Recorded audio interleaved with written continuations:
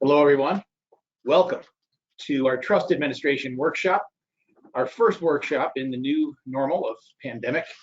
And so we are now broadcasting live from the PCS studios here in Latham, New York. And we're going to be bringing you the same content with the same deliverables as we would have had you come to the Chamber of Commerce, where we were going to do it live, but we're going to do it now via web. So we are glad that you could join us today. And we want to thank again Wojcicki and Company and Dave Wojcicki for joining us and giving us the tax aspects of today's program. We'd also like to thank Trustco Bank, although they got out of buying lunch today. We're very happy that they're sponsoring today's program on the web.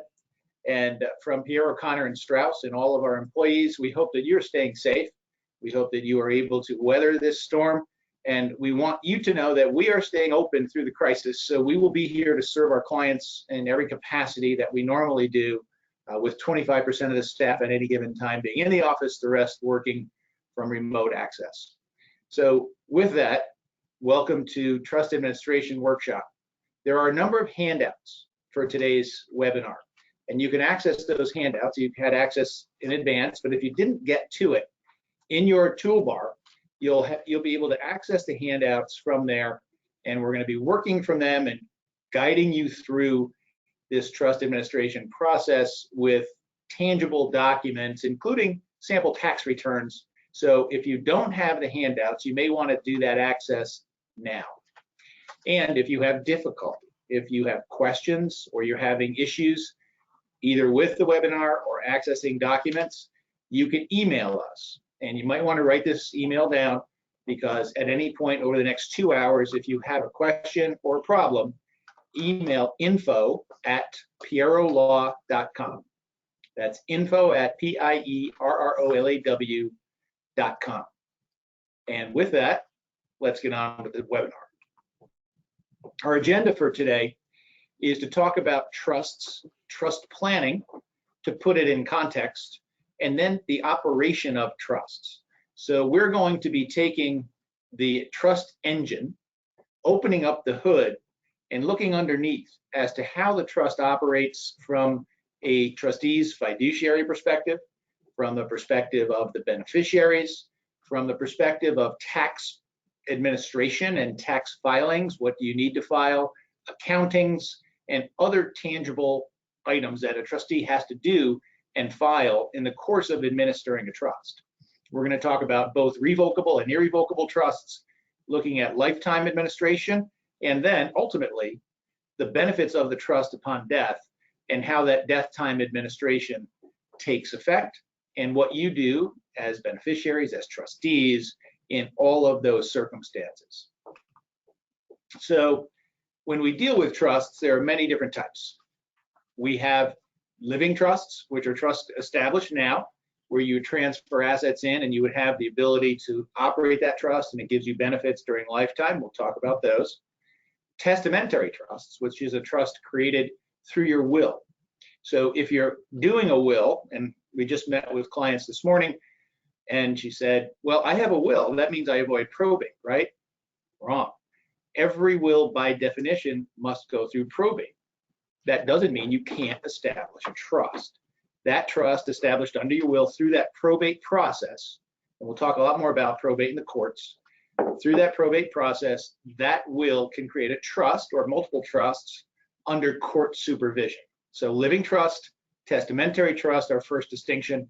Revocable trusts, if you set up a trust now during your lifetime, you can retain full control, be the trustee, have the right to change it, amend it, revoke it, and in any of those circumstances, that is your trust. Those assets are still yours. For other purposes, mainly asset protection or tax planning, we create irrevocable trusts. And in those, you typically create a trust that has someone else as the trustee, and it's not revocable. You cannot break it. You can keep many different controls over it, and we'll talk about those.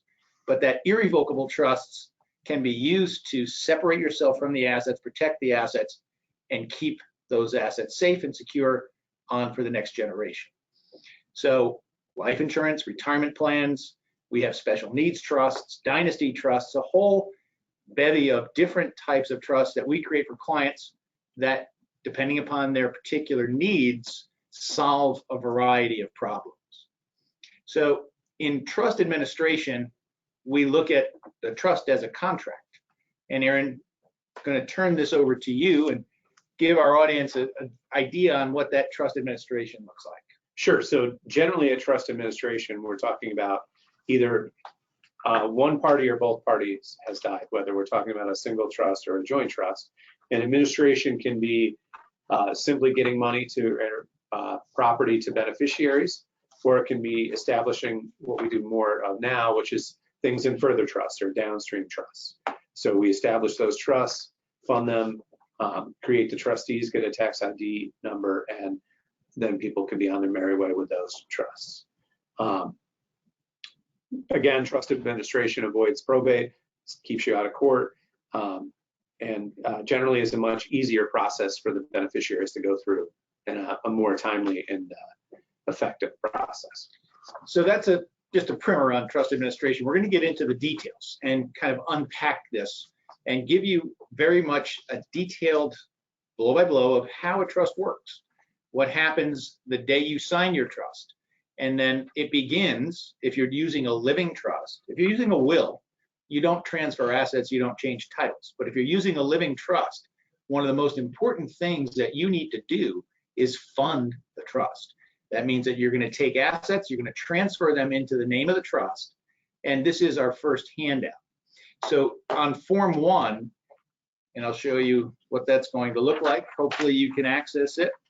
On Form 1, we'll give you on the day of your document signing a checklist of all the documents that you signed, what they are, why they work. And so that is yours. The trust funding process begins on that day. And we begin to transfer assets in and put the name of the trust where your individual name was.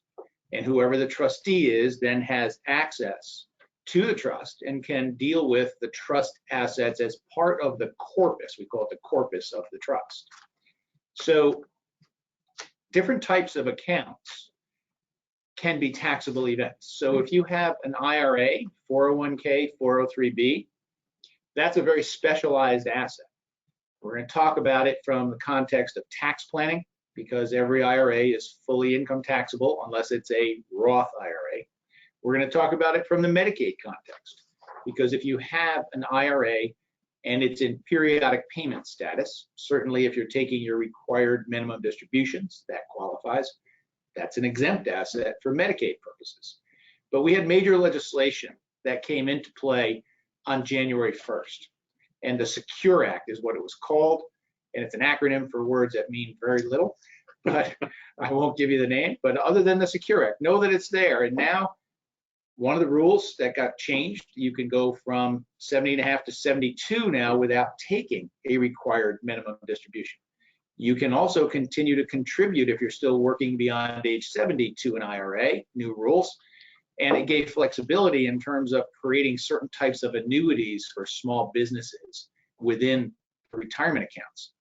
Those are all good things. The one negative that came in is a 10-year rule, whereas under prior law, a beneficiary of an IRA could extend the period under which that account had to come out. And from a tax perspective, the longer that you can extend, the more the income continued to be earned tax deferred in the account, and the more it could grow tax deferred, giving greater benefits in the future.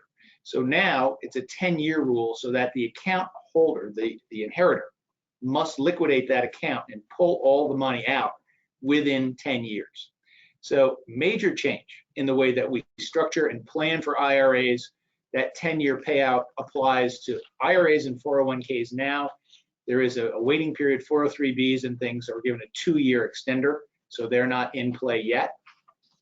But we have to have a plan, and we have to look at your plan. If it's already in existence, how did you structure your trust for the beneficiaries of the IRA? If you're creating a trust, how do you want that benefit to be played out? The tax rates we're going to talk about, and when Dave gets into the trust tax rates, pay careful attention, because the IRA payable to a trust, if it's accumulated in the trust, may be taxed at a much higher rate than the individual. So we have this balancing act that we now have to strike. We did a prior webinar on the Secure Act, which you can access on our website. That's purolaw.com. And go to the website there and you can access a 2-hour program on the Secure Act. Actually, an hour and a half. But it's a Secure Act in-depth, detailed discussion of what the new rules mean and some of the planning ideas that we've established to deal with this new tax situation, the new paradigm of a 10-year payout on the back end of your retirement account. So Aaron, trust funding is critical. Absolutely. To having a trust and making it work. We give a series of documents. Why don't you talk about the first one, which is form number 2. So that's the summary funding letter that we provide all of our clients. It has instructions on how to place certain assets, or really all assets, into your trust. Now, generally speaking, when we do a trust for our clients, we handle all the real property transfers, meaning deeds and the associated forms, because those really can't be done by a non-lawyer. Other assets like bank accounts, we provide Form 3, which is a certification of trust. Thank you, Vanna. Which is the form by which you show authority that you have to act on behalf of the trust, and it tells the bank or other financial institution how to title the account. And it can be in your Social Security number when we're talking about a revocable trust, or it can be in an EIN number, an actual tax ID number, excuse me, for an irrevocable trust. We also take care of assigning personal property to a trust. So this is something that gets missed a lot, I think. And in some situations when this isn't done, really all of them, but if personal property isn't assigned to a trust, there can be a real argument made that probate has to occur. And especially if there's a personal property item of great value. So we don't want that. We're trying to avoid probate by doing these things. So we assign all of your personal property to a trust. Generally, it's done generically and not non-specifically in Form 4. We do add specifics sometimes based on the client, but essentially we're trying to get all of your property that does not have a title to be owned by the trust. Doesn't mean you can't give it away, add to it, or whatever during your lifetime, but when you go, it's all owned by the trust, excuse me. So Aaron, this becomes a litigated point far more often than people may imagine. That is very true.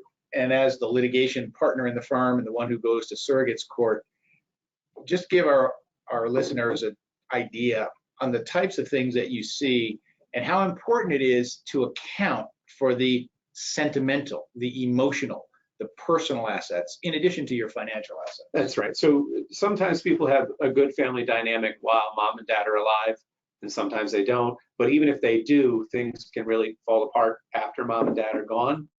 I've gone to court over a wine rack and a lawnmower, so I wouldn't really consider those highly sentimental items. That was just a bad situation, but personal property doesn't divide evenly like money does. You know, you can divide money by whatever number you need to divide it by.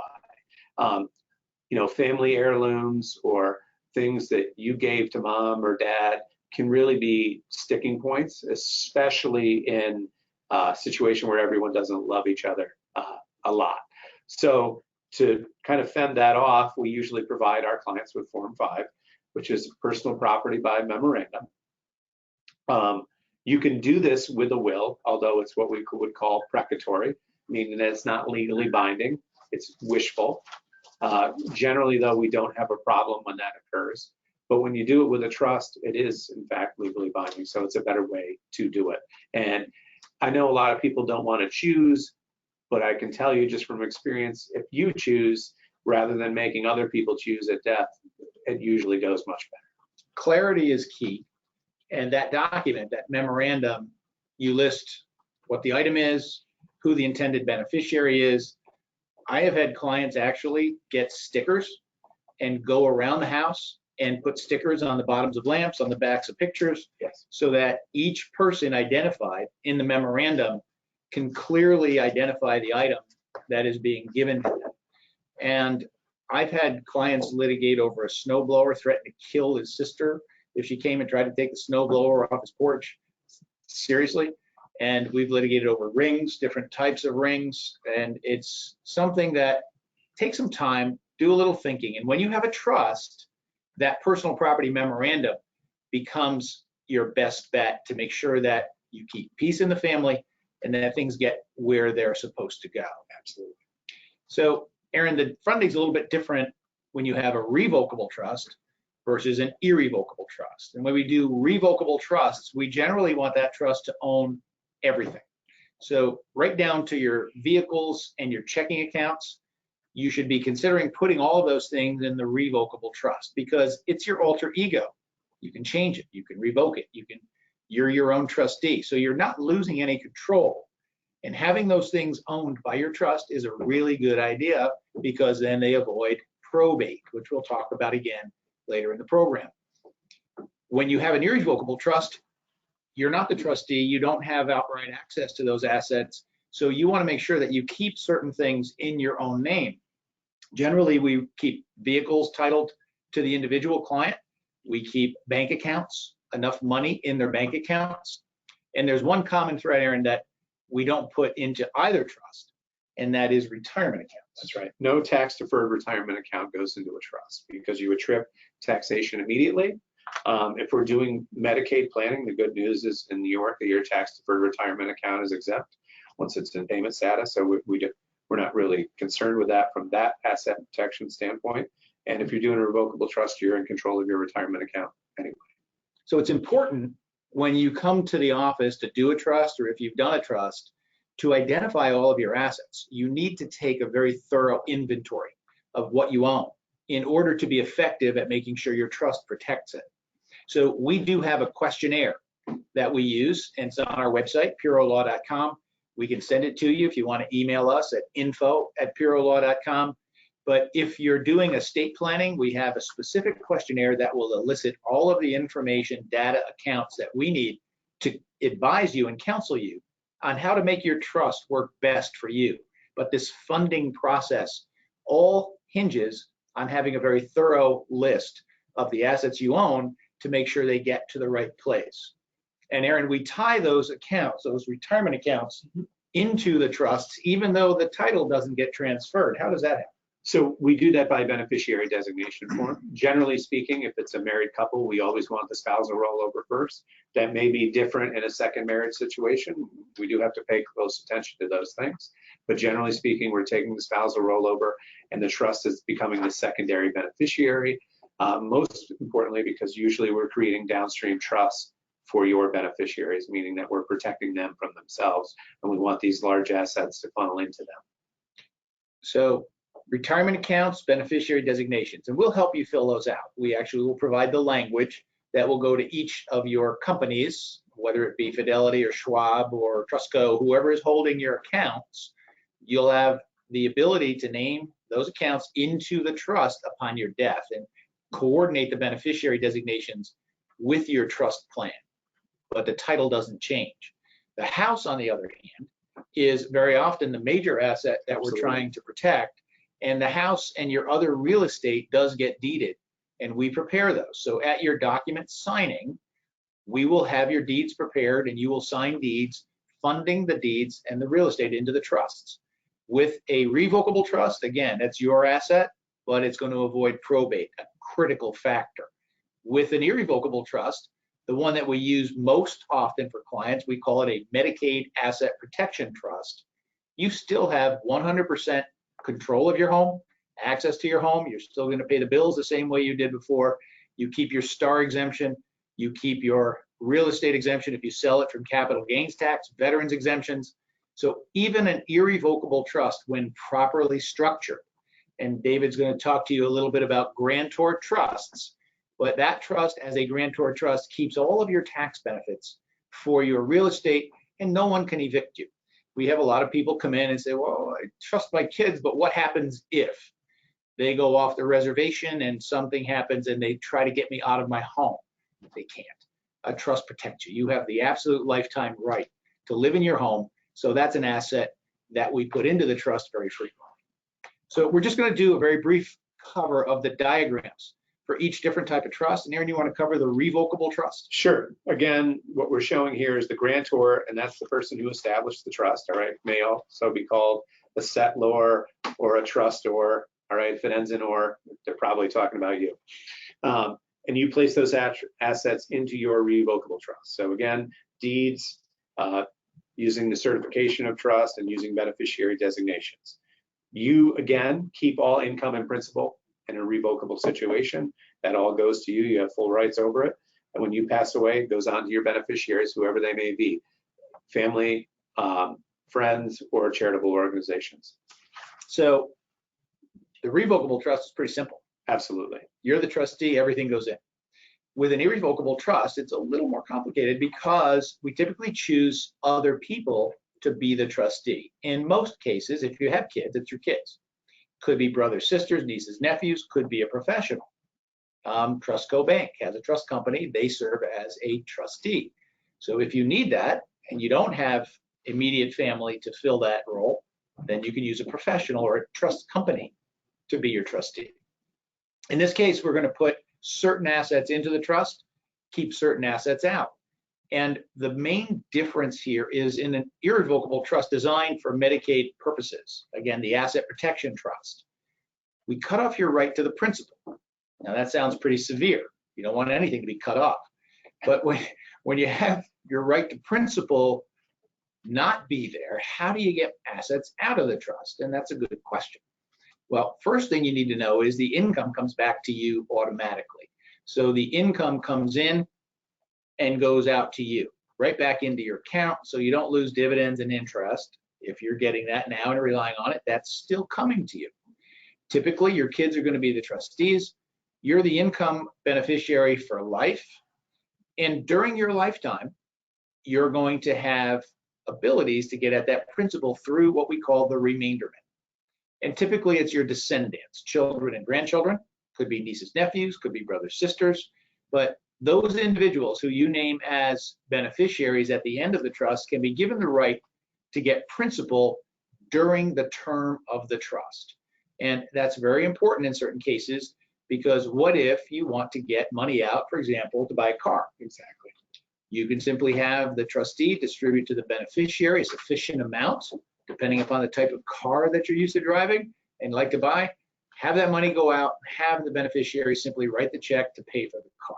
I think we need to mention that we get a question a lot there about whether that's taxable income to the we do. The child or whoever it may be, and of course it's not. It's a gift. And again, if it's over your annual gift exclusion, you're supposed to file a gift tax return, but we don't see that very often. So we'll leave that up to our tax expert in just a minute. But remember the phrase grantor trust. Dave's going to talk about that and what the consequences are, and that's what prevents any of this from having negative consequences for the kids. So you see the list of assets there on this slide. What goes into the irrevocable asset protection trust: your home, bank account, stocks, bonds, annuities, life insurance, business interests, real estate. All of those things go in, and you keep the income. The principal can be distributed to the lifetime beneficiaries, the other principal beneficiaries. And what stays out? Well, you want to keep enough cash so that if you need things day to day, whatever your needs are, leave enough money outside the trust in your accounts to keep access to, so that you don't have to go to the trust to do anything that you need. And you will also keep, remember, your retirement accounts.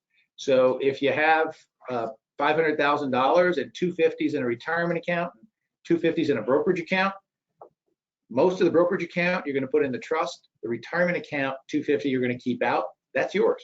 You stay in control of that. You keep access to it, and you keep getting your required minimum distributions. If we structure this right, Aaron, and we do, we can each actually keep access to the entire principal with a right under New York State law. New York State has a statute, Estates, Powers, and Trusts Law 7-1.9, that says if I can get consent of the beneficiaries, then I can actually break an irrevocable trust. That's the law of New York. Now, you might say, what if I name beneficiaries and they refuse to break the trust? What do we do then, Aaron? Well, the way we draft a trust, we've included a little technical point, what is called a limited lifetime power of appointment. And what that effectively does is allow you to change the beneficiaries of a trust at any time. So if someone doesn't want to break it, you just simply remove them as a beneficiary and go on and do what you need to do. So very flexible, whether it's revocable or irrevocable, you can still have substantial controls over your trust and be able to keep control and access to the trust through those mechanisms that we just talked about. The difference is mainly that asset protection trust, if you do need Medicaid down the road, it's going to be available to you, and whatever is inside of that trust is not countable toward your Medicaid eligibility. So with that, I would like to introduce the gentleman on my right, your left, I think, and that is Dave Wojcicki, who is a CPA here in the Capital District. And Dave's going to walk us through some of the tax aspects of trust planning. Thanks, Lou. Now the exciting part, of course, everybody's been waiting for the taxation issues. We've been talking about trusts, and anytime a different legal entity is formed, so something different from you as an individual, the IRS and the state government basically usually require you to file, account for it separately, and file separate tax returns. So one of the exceptions to that is with the revocable trust, where the grantor is the same as the trustee. They don't require you to get a separate ID number. So again, as Lou had mentioned, the revocable trust operates as if it's just your money. You can come and take the money and take it out as you please. It's still reported under your Social Security number, although your brokerage accounts, et cetera, are going to be labeled under the revocable trust name. So that's pretty simple. Nothing really changes. You'll just see a little different titling on all your accounts and your assets. With an irrevocable trust, you're required to get a separate tax ID number. You have a separate legal entity to file, and the IRS is going to look to match the irrevocable trust assets and the associated income they produce. The 1099s you get now as an individual would just come in the irrevocable trust name, and you'd file a separate entity return, which we'll walk through shortly. One of the concepts, Form 6. Form 6 is the SS4 form, apparently. To get your tax ID number. And I'm sure Lou takes care of filing that for most of it. It's a pretty simple form. You could probably get the ID number in a day. We assign it as soon as you sign your trust and you sign the SS4, we can assign the tax identification. Perfect. And then all your filings for that entity will be under that ID number, separate again from your individual tax return. You also have state filing requirements. Again, the state filing rules, you as an individual, you're a resident of whatever state you're a resident of, that's where you file taxes.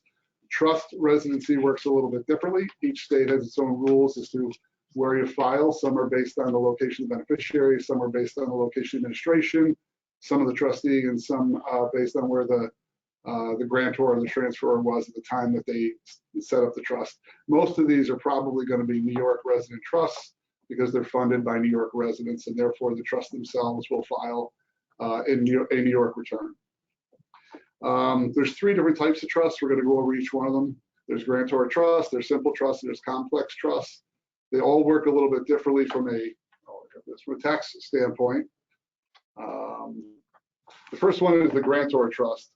And the grantor trust is the most common trust, and most of the trusts that Lou set up with the Medicaid asset protection trust are going to be grantor trusts. Grantor trusts are, again, we got a separate tax filing entity of a separate ID number for irrevocable trusts. But if it's a grantor trust and a grantor trust status, which is specific provisions in the trust document that Lou creates to make sure that it gets grantor trust status, all the income and gains of the trust itself will be reported on your individual tax return. It'll be a separate line. It'll be separate than your filing. It'll be separate verbiage basically that you're using now, but taxation won't change. So if you had $1,000 in IBM dividends before and you put all the IBM stock in a irrevocable trust, the grantor trust status would put those dividends right back on your individual return. You would have a separate filing, but it'll end up in the same place. So really nothing's changed from a tax standpoint. I guess one quick thing on the irrevocable trust and the gift, and I think Aaron alluded to this briefly, is with the size of the estate tax exclusion now, which goes hand in hand with the gift taxes. There's no gift tax required on the funding of an irrevocable trust, and there may be some gift tax created on those principal distributions. We sometimes make a practical decision whether we're filing a gift tax return. It's required if it's over the gift tax threshold, but likely you're not going to exceed your estate tax threshold, but you do have a compliance requirement. Simple trust. Simple trust is if the provisions of the trust agreements do not fall under the grantor trust provisions. And the trust says, hey, any income that this trust makes is required by the trust document to be distributed to the beneficiaries. That's called a simple trust. It's simple because you don't have to think about what you're going to distribute.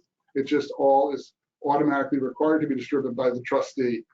If you fall under the simple trust rules, all the income tax related to the distributions related to that income will be taxed to the beneficiary.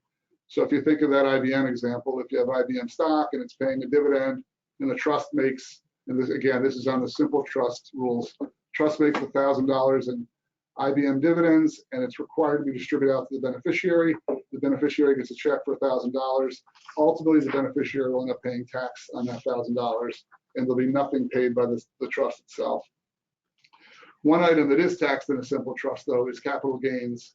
And we'll look at some of the tax rates, and Lou alluded to them earlier about some of the issues with potentially leaving income inside the trust or capital gains in the trust and the kind of the putative tax rates in a trust versus individual. And again, simple trusts require income to be distributed, but not principal, and we'll define principal a little bit, but it's essentially capital gains. If there's capital gains in a simple trust, they'll be taxed the trust itself, and the trust will pay the tax. Third kind is a complex trust.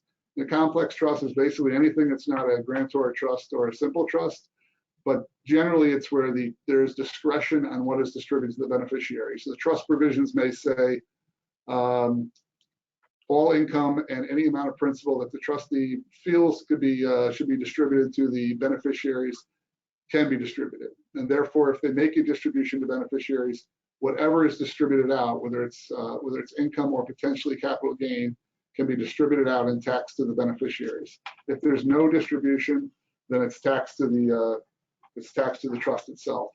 And again, part of this around not so much the grantor trust, because that's going to be passed through and taxed to the individual as well anyway, but a simple trust and a complex trust, there are a lot of tax planning opportunities around. Do we want the trust to pay the tax? Do we want the beneficiaries to pay the tax? And what is the timing on that? You know, often it depends on, most of the time your beneficiaries are related parties. So if your related parties are your kids and you happen to know it's a low income year for the kids and the trust has a lot of income, you may want to make tax distributions from a pure tax planning standpoint, just to reduce the tax burden on the trust itself. Sorry about that. So here's the tax brackets of the trust themselves. You can see it on the screen. And if you look at the compression of the tax brackets, and just to make it simple, if you look at the top bracket on a trust of $12,750, you're paying 37% of anything over $12,750 in income. So again, if you have $13,000 of IBM dividends, that top bracket is 37%. If you correspond that to a married filing joint return at that same 37%, you need income of roughly $622,000. So you'd have to have $625,000 of dividends to get to that same point.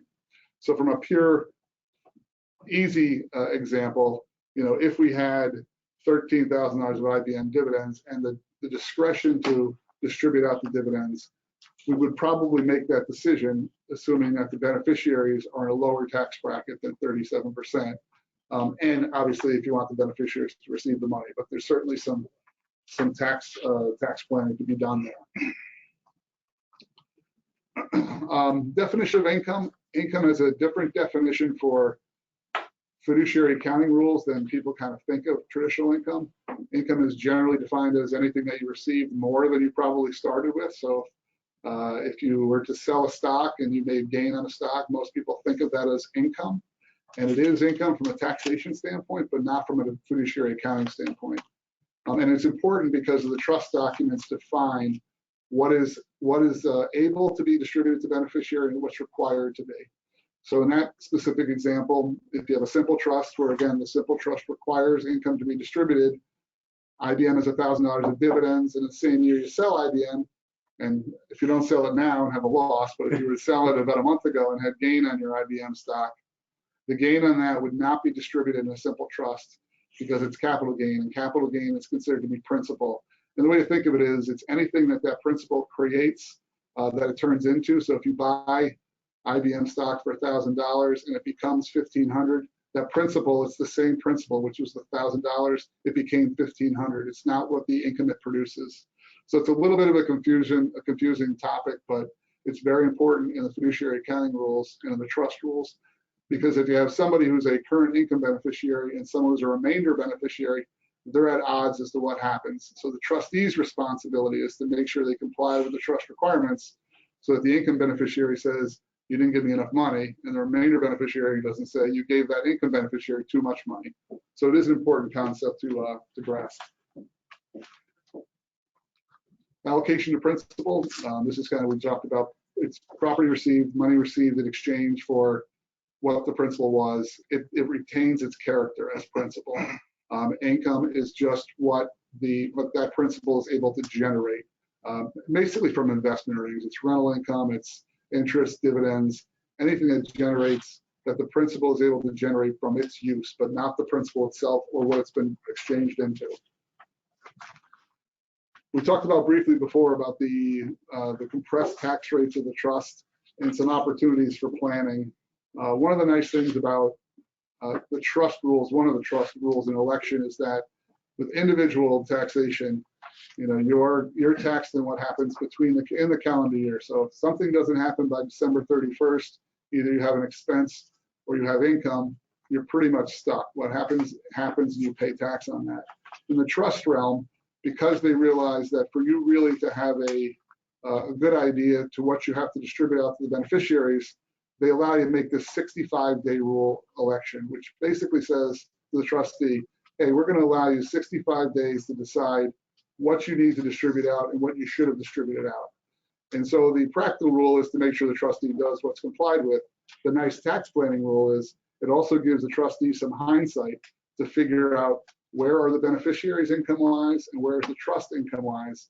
And essentially, in the first 65 days of the year, and this year I think it was March 5th with leap year, it allows you to make a distribution after the end of the year, but it counts from a tax standpoint in the prior year. It's very unusual in really any of the tax concepts.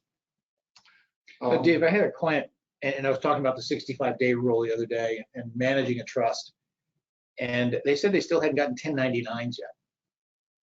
So it's pretty hard to do the tax planning that you need to do if you don't have the tax numbers for the prior year. You can generally get most of the information off the year-end statements that you need. You can't get it exact, but it's pretty good, and they've gotten better. This year was much better about the 1099s coming by February 28th or 29th, but that basically gives you 5 days to decide what you want to do. Mm-hmm. But we had a really good example of tax planning on this year with a relatively wealthy client who had 2 children, and I think it saved about $18,000 just moving the money between the trust and the individuals, and it was a no-brainer really. She was gifting money anyway, so it really is a good hindsight. And it is tax election; it's not automatic, so you have to make sure you make the election when you make that distribution.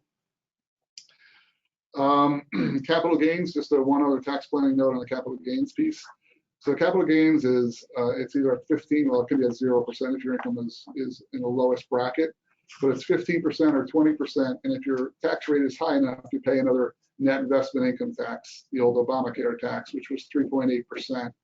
If you have capital gains, the same decision you have on the income side, if you have the ability to distribute capital gains, and that's based on the trust document, and you as the trustee is how you've done things in the past and being consistent as to what you distribute out to the beneficiary, you can make the same argument, and that is, do we want to distribute out capital gains where they may be taxed at 10% and no 3.8 investment income tax versus the trust rate, which again, once you get to that $12,000, you're going to be paying the 3.8% plus 20%. You can save, 10+% on just the distribution of capital gains. So again, it's really a matter of just having some flexibility in tax planning between the trust and the individuals. Simple, right? Very simple. It's very simple. Simple trust. But the irony is, Dave, that the simple trust isn't the most simple. No. The grantor trust is. The grantor trust is the most simple by far. So you don't have to think. Right. Everything just flows through to the individual. And we're going to talk a little bit more about the returns in the grantor trust letter later on in the program. But if you're sitting there and your mind is spinning like mine is, listening to all of that, know that the trusts that we create, for the most part, are going to be grantor trusts. So as long as the trust you create is going on while you're alive, the income tax picture is very simple. Everything flows back to you. Very, very simple.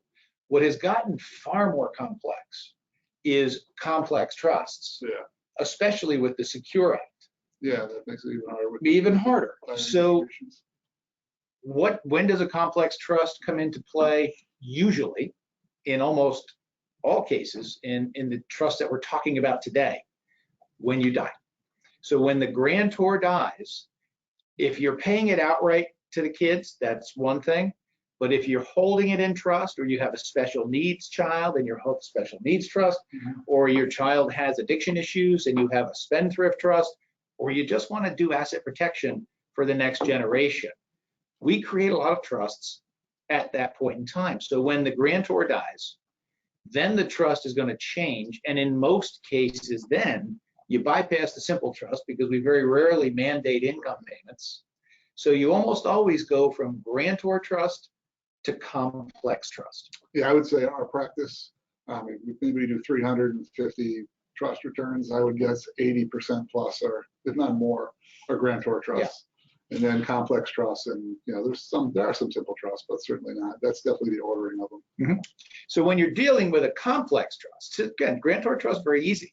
But when you're dealing with a complex trust, all of the rules that David just went through, the 65-day rule, it requires planning. So it may sound counterintuitive, but the administration of a trust requires planning each and every year. And as you said, you saved $18,000 sprinkling income out. It's pretty easy to taxpayers in lower brackets. So very often the design is going to allow the trustee that flexibility. So in a complex trust, at the end of the year, you want to find out how much income did that trust earn? What are the trust tax rates? Because you do get a little bracket ride, not much, but a very small bracket ride. And then you want to be distributing income to the appropriate taxpayer to minimize the tax bite. And that's that end of year planning that a lot of people don't really do. But if you're dealing with a complex trust, you need to. So I just want to take a minute, because I think we're a little ahead of schedule. So we have a little time. I want to take a minute and talk about the interplay between estate tax, gift tax, and income tax. Up until 2014 in New York, we had a $1 million estate tax exemption.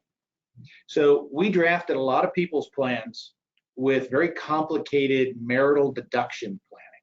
They called it AB trusts, credit shelter trusts, but you had a whole system within a will or a revocable living trust that when one spouse died, you tried to cordon off, carve out that credit shelter amount, which in most cases created a complex trust. Right.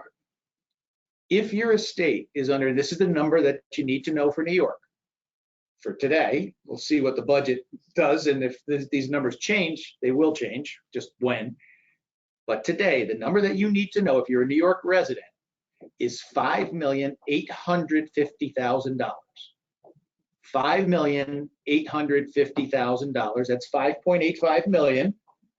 That's how much you can pass in your estate tax-free, each individual. So if you're a married couple, you only need that complicated trust planning in your will or trust if your assets are over $5 million. And in that case, you want to make sure that you're taking into account the need to shelter more taxes, because spouses can multiply that by 2. So you're then over $11.5 million that you can shelter with that credit shelter planning. But if your estate is under 5 million and you did your estate plan prior to 2014, which is when the law changed, you should take a look at it. You may be able to simplify those documents significantly. The other thing to remember in New York is there is no gift tax. So the federal exemption, just so you know, is $11,580,000. So 11.58 million is the federal estate tax exemption, and there is a gift tax federally, but you can still gift $15,000 per person per year, and you can gift. So take your checkbooks out, get ready to make this gift. You can write a check today for $11,580,000 and pay 0 federal gift tax and 0 New York State gift tax, because New York doesn't have a gift tax. So we're doing planning for high net worth individuals now to take advantage of the current situation. It's kind of the perfect storm for a taxpayer. You've got no gift tax in New York and an $11.5 million gift tax exemption federally.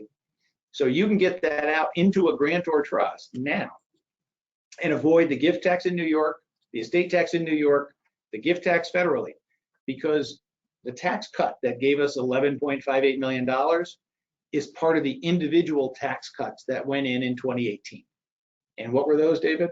Permanent or temporary? Everything is temporary. Except for Yeah. So that $11.5 million is going to go back to $5 million federally on January 1 of 2026, if not sooner, based upon the current economic situation. And everything right now is fluid. So there's a lot of interplay between the gift tax, the income tax, the estate tax, and you need to look at the types of trusts that you're creating and how you want to create those trusts. Grantor trusts usually during lifetime, complex trusts at death. And those complex trusts are going to require a significant amount of planning post-death during the administration of that complex trust, but it also gives you opportunity. And if you have it structured properly, that opportunity allows you to move assets into those trusts, have them fully protected for the next generations, go through your bloodline down to the children, grandchildren, et cetera. And if you manage it properly, you can mitigate the income tax. Yeah, I think one of the things I want to add is one of the key points you mentioned about revisiting your will back when the exemption was $1 million. You know, historically it was trying to make sure you avoided having the inclusion of your assets in your estate.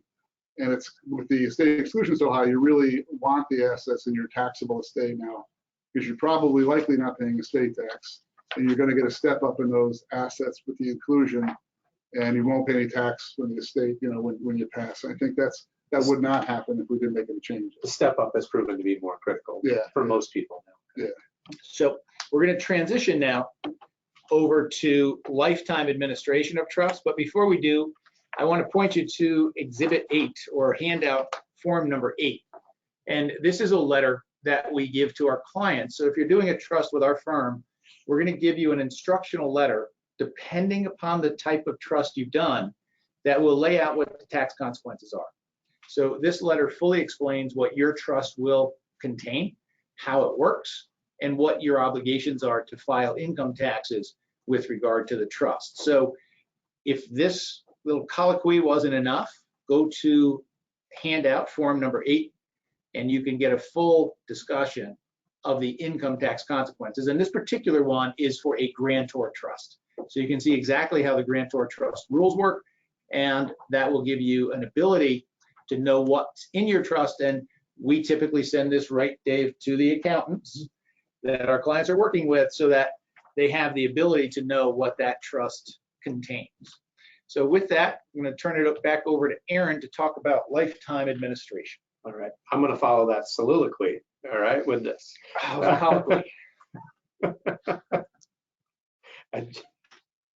So the revocable trust, okay, during lifetime, really nothing changes. As a child of the 80s, I always say this, it's just you being you, to steal a line from Reebok. You still have control over everything. You have full principal rights, full ability to change anything in there. The only thing that will change that is if you become incapacitated or pass on. So at this point, we're talking about incapacity. Now, several clients are concerned about how that might be determined, because some of them, their spouse may say that they're already incapacitated when they, you know, from a legal standpoint, have full capacity. So how do we do that? A lot of times we require a physician to certify, or the other option is that someone can be deemed incapacitated, but then they have 10 days to object and prove they have capacity. These are all drafting issues that we deal with each client individually. Different situations are different. The other way you can be deemed incapacitated is to disappear for a period of time. Generally, this is 60 days. Hopefully it's voluntary. Yes. Now, we have had some clients object to the 60-day period not being long enough.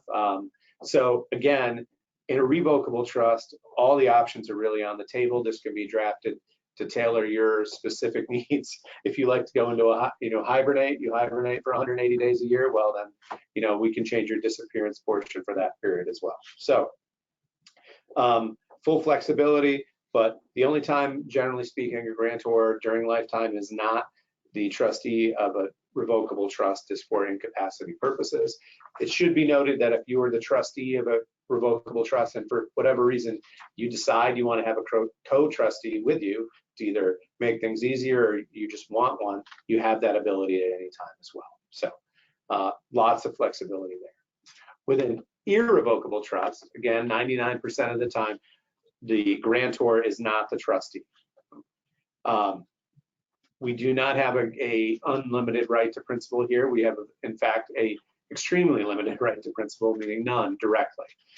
Income direct to the grantor in the form of interest and dividends. In today's world, that generally in the at least recent past has been mostly dividends, not a lot of interest out there. Again, we're not talking about capital gains here as income. Sale of real property inside this trust. So again, this is where another critical point where it's a grantor trust, meaning that when property is sold, there's still a $250,000 exemption per person for capital gains of a primary residence. So we see a lot of people who have significant capital gains in their real property. And again, this applies to primary residence. You still get that exemption in a grantor trust. You also get a full step up in death on any property in here, which is critically important. We've seen the mistake over and over again of people gifting low basis assets to people, which means they get a carryover basis. And not to get too deep into the weeds on that, but it's not beneficial, generally speaking, to get a carryover basis. How do we remove principal from an irrevocable trust? Well, carefully. Generally speaking, we have the trustee write a check to lifetime beneficiaries. Normally they're children, but they could be anybody. It could be, a friend of yours. It could be another relative. But then that person turns around and gives it back to the grantor, and the grantor uses it for what they need. One other question we get a lot is, if the trust owns my house, can the trust pay for expenses in the house? For the house, not electric bills, not those types of things, but new driveway, roof, that kind of thing. And we are of the opinion that yes, because the trust ultimately owns the house, it does have a responsibility to do those things. Most times we like to have the grantor pay for them if they can, but if not, there's principal available in the trust, we do have the trust pay for it. So that's a common question we get a lot as well. So with that, we are back to tax. And just to reiterate, the lifetime administration of a revocable trust is nil. You're basically operating everything the exact same way Absolutely. that you did before you created the trust. The trust is really contingency planning for that incapacity or death, and it avoids a lot of bad things down the road.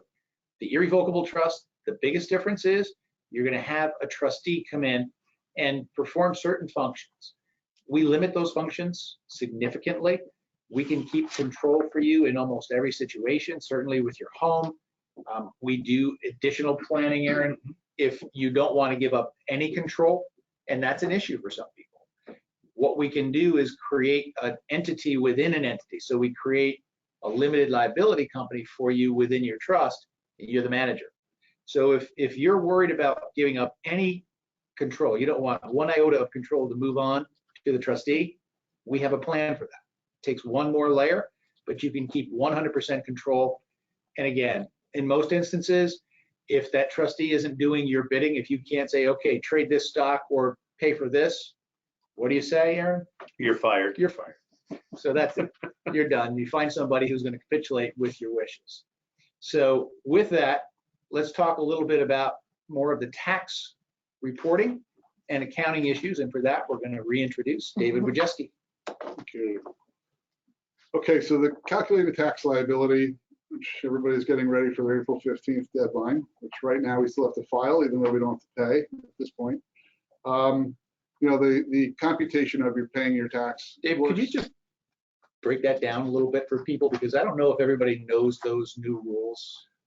Sure. As of right now, with the coronavirus, and the lack of people working, and they basically extended the payment deadline for April 15th. So if you happen to have a liability that's due on the 15th, you can now pay it on July 15th. You also can pay your first estimated payment on July 15th.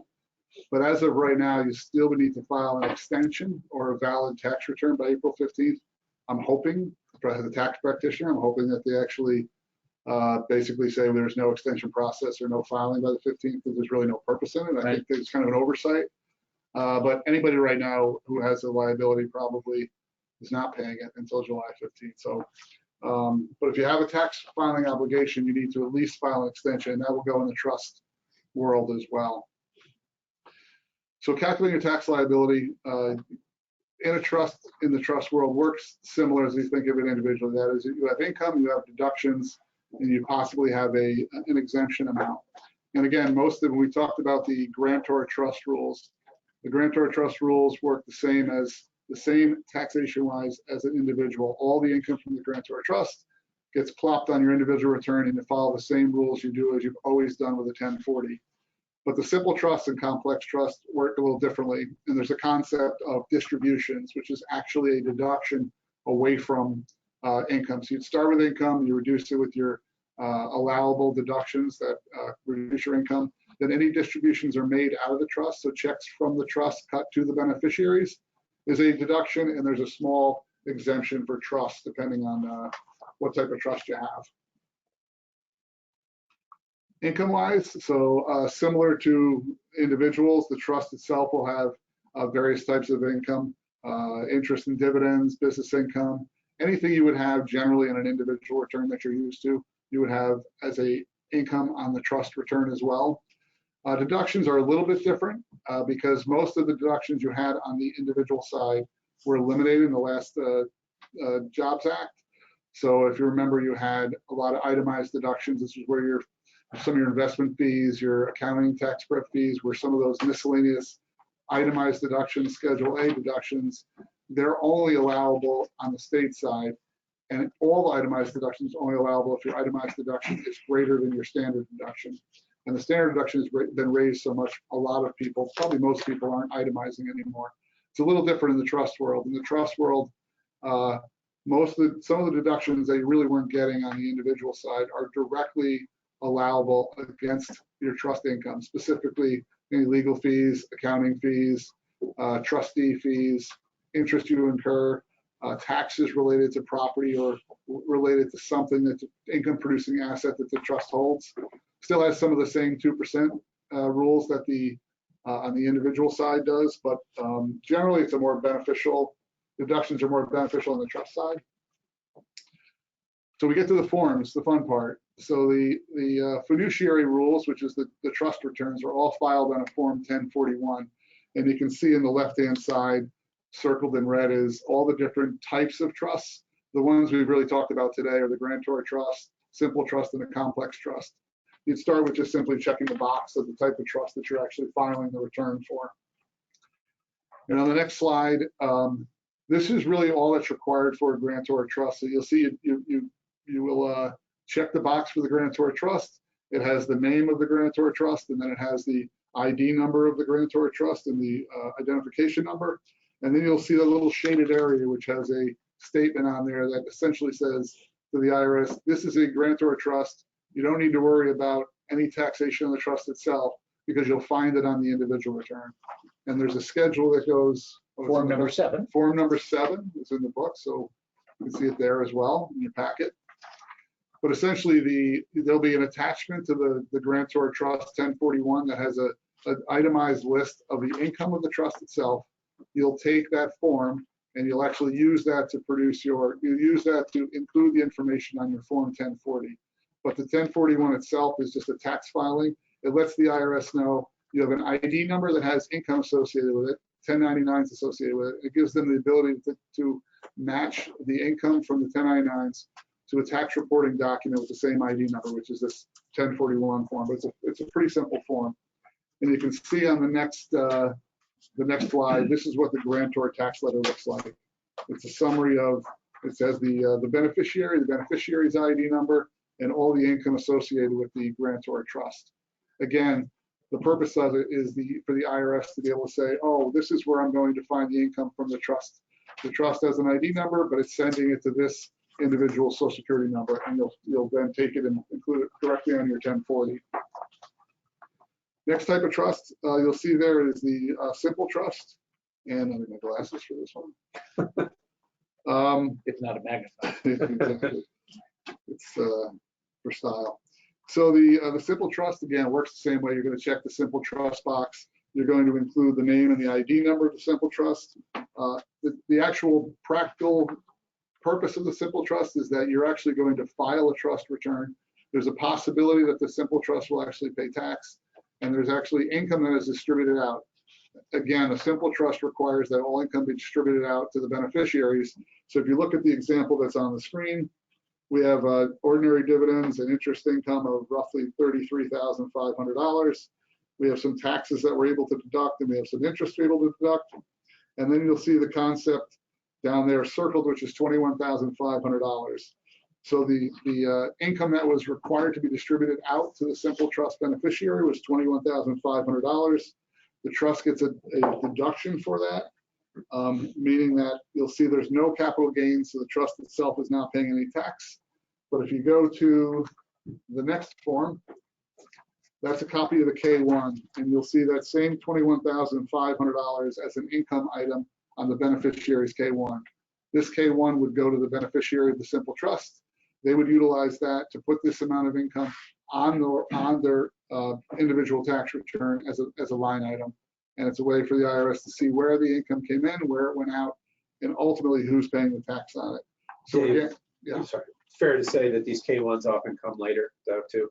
Yeah, you generally, because you're waiting for the 1099s for the trust has to prepare its return, and then the K1s come out to the individual. So you would have to wait. You generally have to wait a little bit longer than you usually do, but you usually can file on time if you're not that complicated. So again, during lifetime, that return, that grantor trust return, and what you showed as the grantor trust letter, how hard is that to do? Simple. I mean, if you probably after the first year of, maybe if you have a professional do it, you might be able to follow it yourself and do it yourself.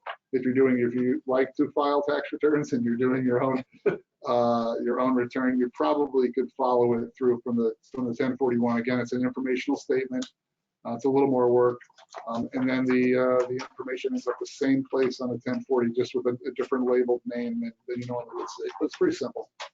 And would you say, Dave, that the point in time when people really need professional guidance and help in both filing and planning, it's more in the complex trust area? Yeah, definitely. And how active do you see people be when they have those complex trusts and maybe you're planning the 65-day rule? Well, they generally, if they follow the trust document, they're usually a little more active. But generally, we'll see it because you mentioned earlier, what creates those complex trusts are usually a passing of somebody that results in it. And generally, they would at that point usually come to an accountant or an attorney and say, hey, just so you know, there's some issues related to this now. I know it was simple before, we had a grantor trust. We have a different trust animal now, and here's what the provisions say, and here's some things to look out for. So we probably should talk again, if nothing else, by the end of the year and see where you stand and decide whether you want to distribute this money out from a pure tax standpoint. Yeah. And that's usually how it happens. So if you're working with another law firm, make sure that you're asking these questions of the attorney drafting your trust, because the design of the trust has a great deal to say with regard to how much flexibility you have, what types of tax advantages you may be able to achieve down the road. And especially now, we used to have what we called conduit trusts, which made planning for IRAs very simple. But now we're designing our trusts differently as accumulation trusts, because without getting into too much of the weeds for the Secure Act, they've created exceptions for people with special needs, for minor children who are under age 18, and that can then give them the 10-year payout at 18, between 18 and 28. For people with chronic illness, how do you know when you're designing your trust 30, 40 years into the future, who is going to be disabled, have a chronic illness, when a grandchild might be a beneficiary who's a minor?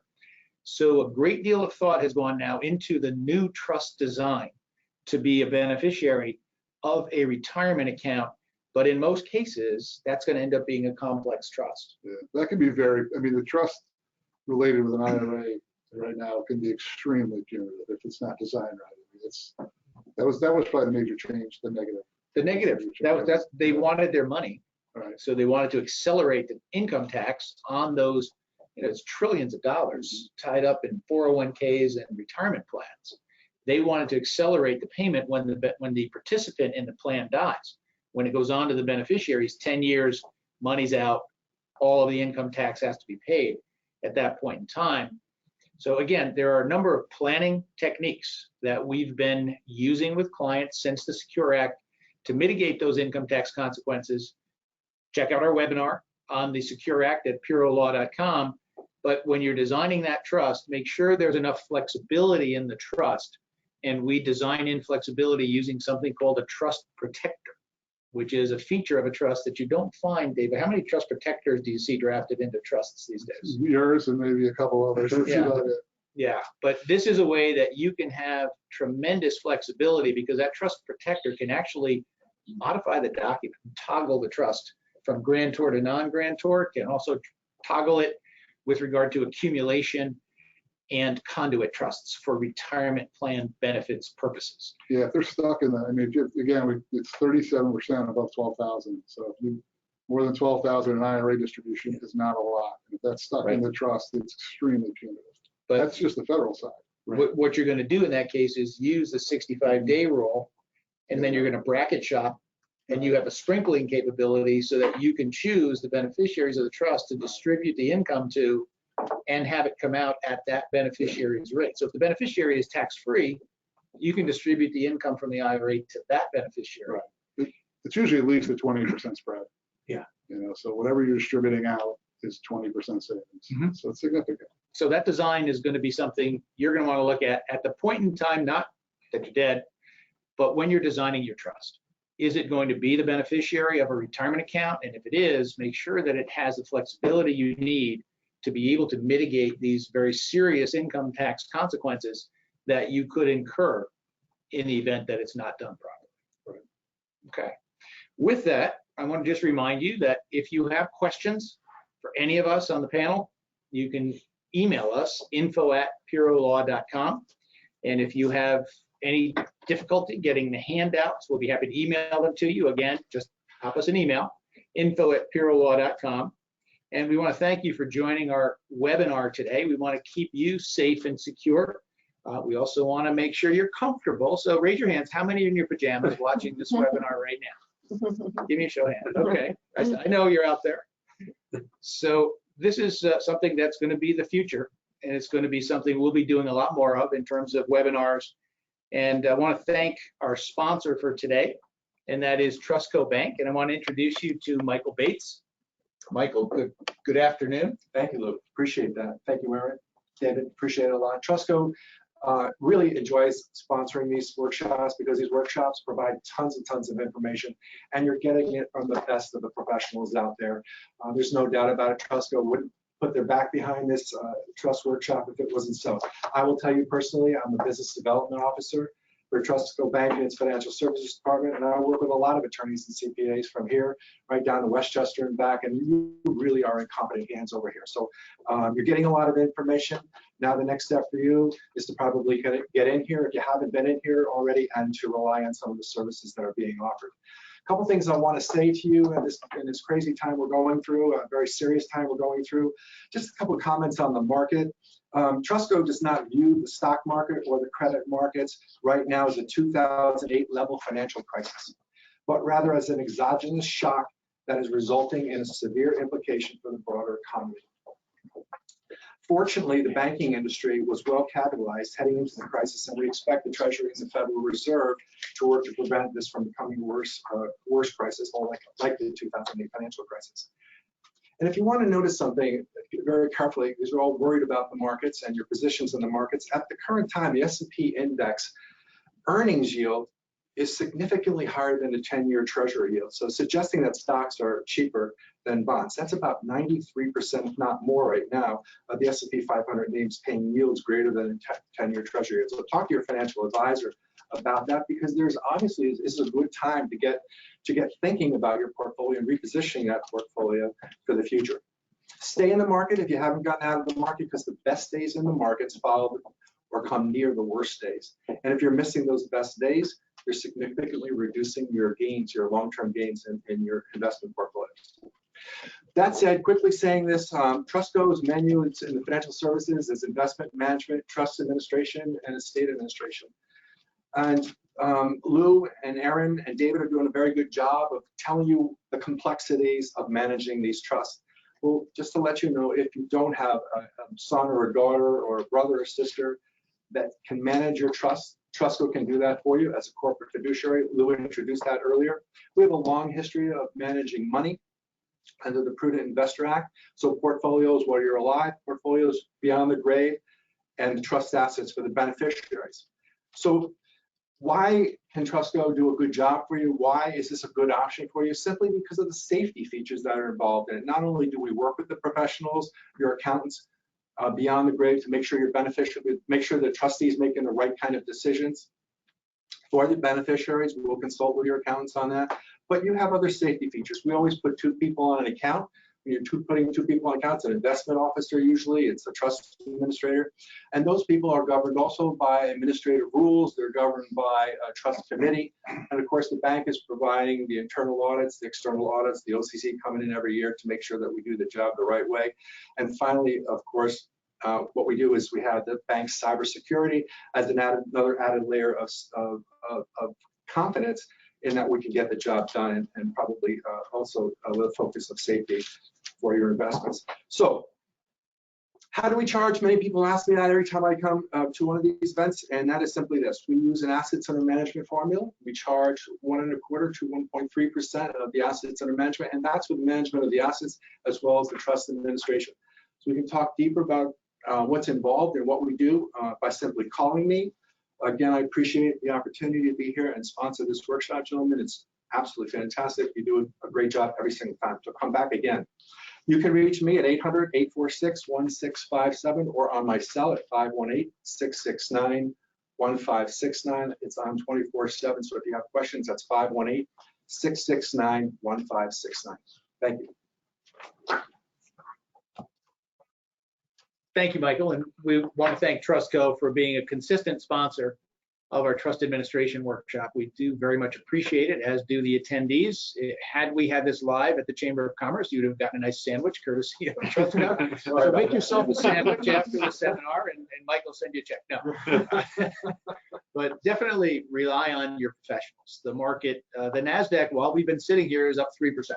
Yeah. So you never know what's going to happen in the markets. I rely on professionals, and Mike and Trustco have been doing a great job for our clients dealing with this volatility. And that's right now what we're living in, is a period of uncertainty and volatility.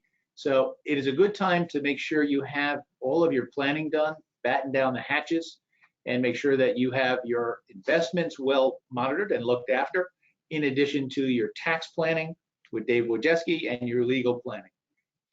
We're now going to talk about the side of the practice that you don't want to be part of, because this is administration of an estate. But it is a reality. It's part of life and part of the reason that you plan. And for the estate administration section, I'm going to turn it over to Aaron Connor. Great, thanks, Lou. Just something for you to think about. Have I been sitting here the whole time or not?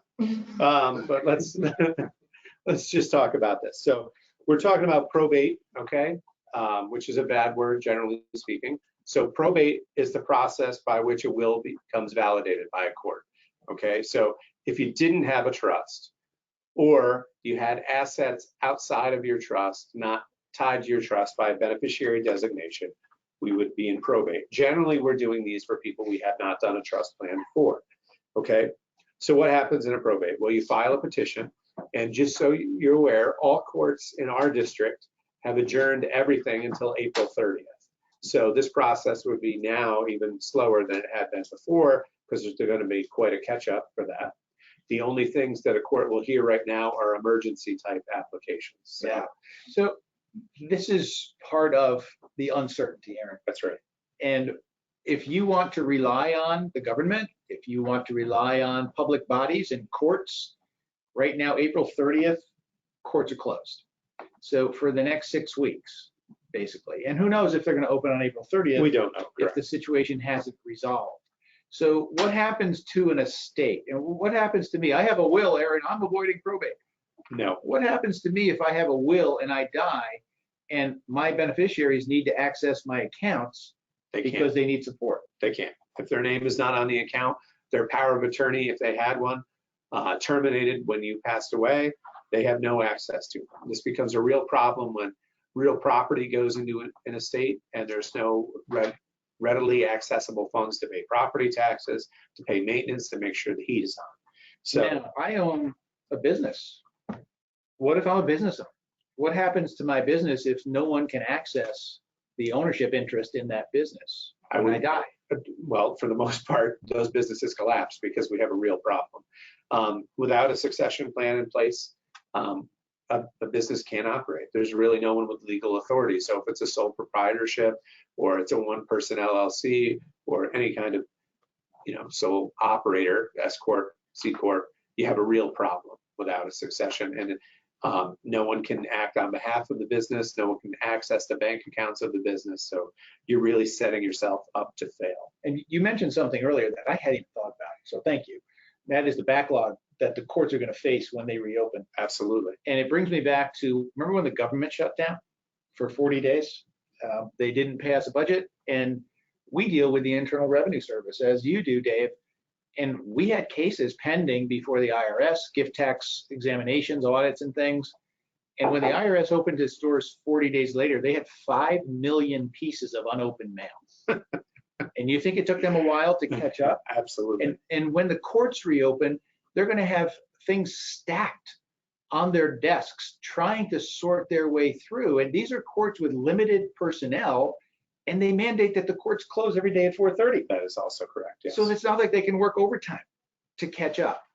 So we're going to talk about some remedies. I'm going to kick it back over to Aaron, but that just startled me when I thought about that. And on April 30th, there's going to be really an amazing backlog when these people, these poor public servants, when they walk into their offices are just going to be stacked with unopened mail.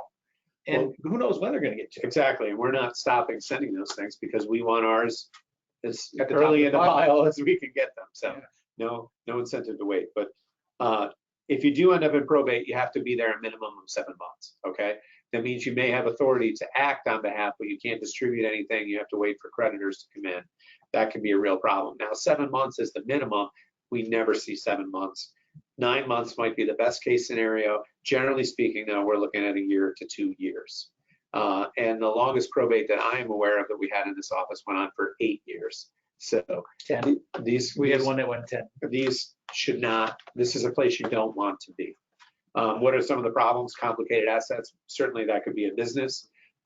It could be something with a lot of capital gain built up. It could be sometimes an annuity or an IRA that does not have a beneficiary, which is also a disaster because then we have to pay all the tax. Minors, can't leave something outright to a minor. We get people appointed on their behalf. That's a problem. An incapacitated person, we see this a lot when siblings are potential beneficiaries. If you live to a ripe old age, more than likely your siblings are a ripe old age. They may be in a nursing home.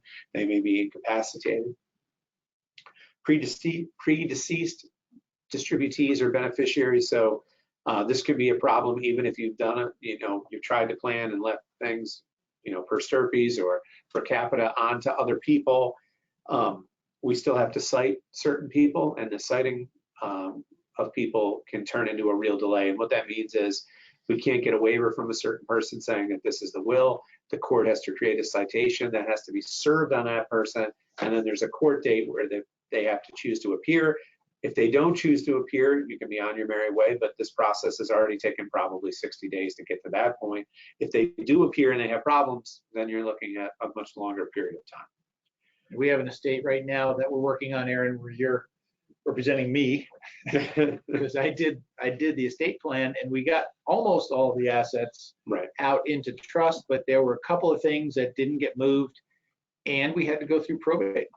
And there is one child in that family that was being disinherited for a variety of reasons, and that child hired a lawyer and did not sign a waiver and showed up on the citation return date and not only filed objections to the will, but then they buried you with discovery demands. That's right.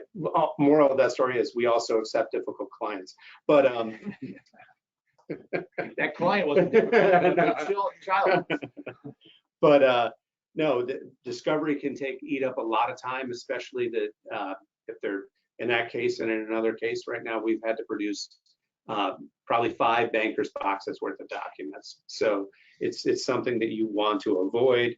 If that had been a trust challenge, it would have been much more onerous on the person seeking to challenge the trust. Then a probate is kind of built for a challenge. The court kind of invites it. It's the way the system works. So that gets us basically through that slide. Moral of the story is probate tends to be expensive. All right, the court fee, you may think the court fee is nominal, but you can pay $1,250 just to file a probate, depending on what the size of the probate is. All right, that's not a small amount of money. If we don't know who heirs are, all right, we have to hire a genealogist. Publication, it's very costly. There are commissions involved. Of course, there are legal fees, service fees. If we have to serve citations, sometimes it has to be done by a process server. A bond may be required if you're an out-of-state person, or if there's a contest, a bond has to be put up by the executor or administrator. Sometimes there are accountant fees. They're okay. We have to appraise assets like real property or personal property, which can be a problem. GAL, GAL, as we say, is a guardian ad litem. That's for an incapacitated beneficiary who also gets paid. And if we have to go through discovery proceeding, the legal costs will soon spiral. And That's okay. Yeah, just kidding. we don't want you to be there, but we can help you through that process if you get there. Those are not our favorite fees to collect. We'd rather be doing very tight and very well executed planning, avoiding all of these litigious issues. So here's the most surprising moral of the story. It's much better to do a trust. Okay, a trust doesn't require probate. Immediately upon the death of the grantor or both grantors, if it's a joint trust, there's a provision for someone to step in, take control of the assets, and do what needs to get done. There is no court needed for that at all.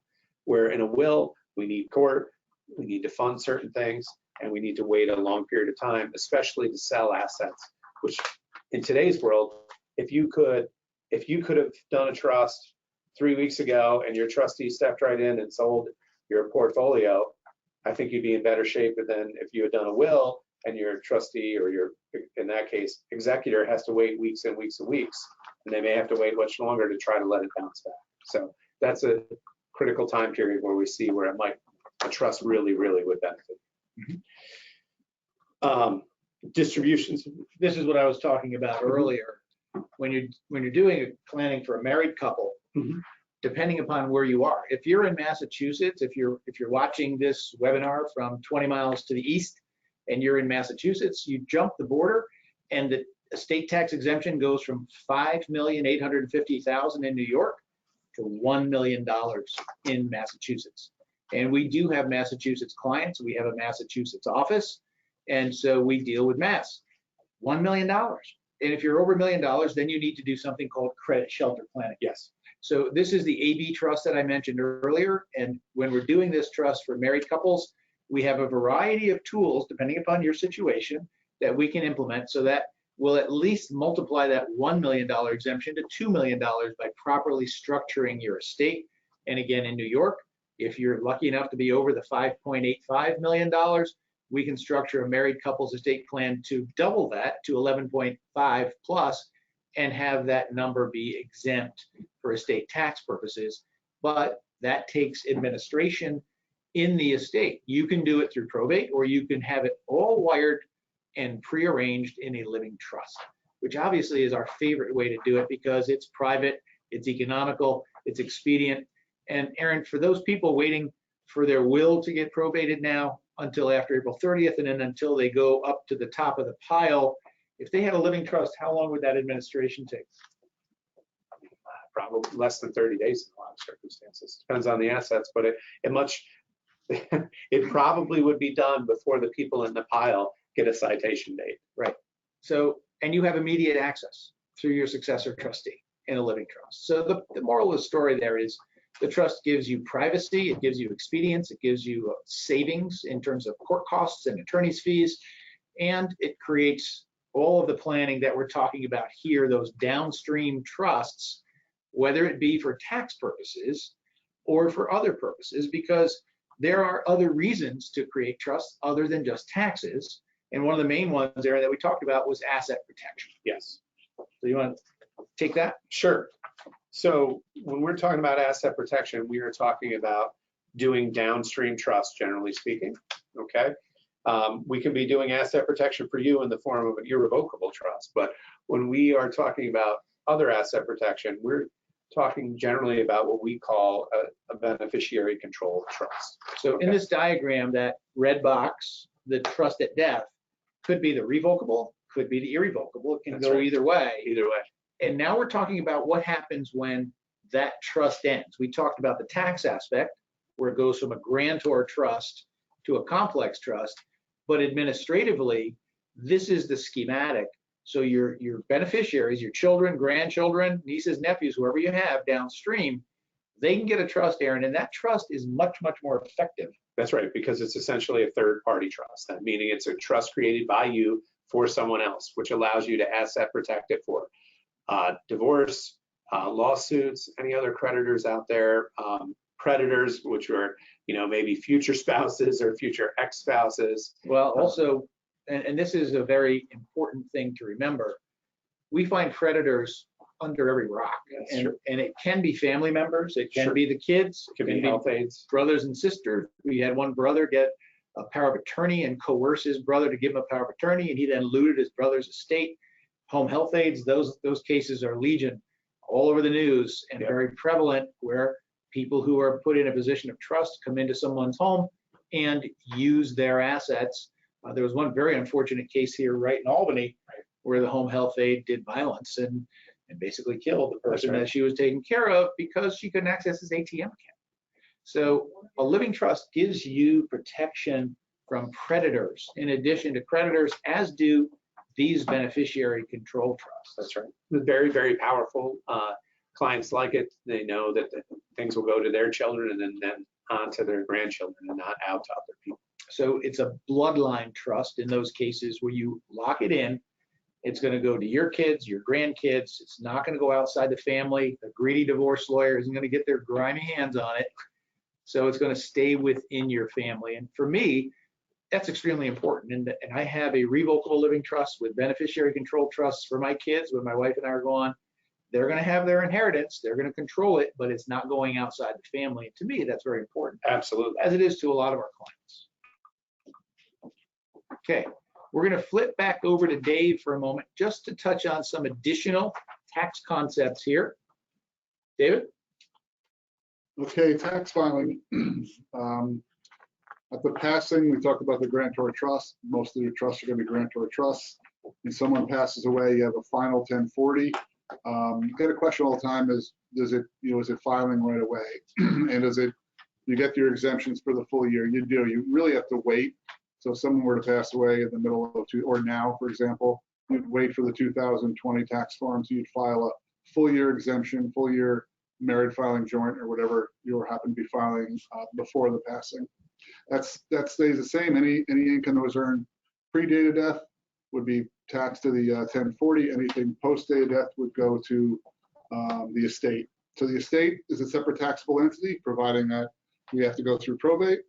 If there's a probate process, another cost of probate is you actually have another tax filing obligation. That is the estate itself will create a fiduciary tax return, same as a trust tax return on the 1041 for any income that was earned post-date of death and before distribution to the beneficiaries. That can go on a fiscal year. So if someone passes away today, it could be, let's say, March something. The year would end in February 28th of next year. And if it went more than a 1 year period, which is probably more likely than not, what we're seeing, you'll end up with 2 estate fiduciary tax returns. The other 1041, the trusts, if there is a grantor trust and someone passes away, it maintains the same trust ID number. You just end up, and most of the time, you end up with a split grantor trust with the husband and wife. Half of it being the remaining, the surviving spouse would still have grantor trust status, and the other piece would be whatever the trust document says, but likely a complex trust. And then